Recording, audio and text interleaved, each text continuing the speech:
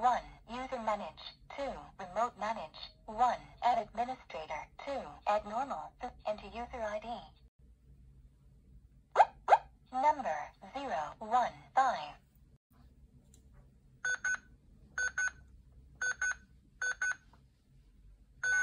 Successful. Number 015.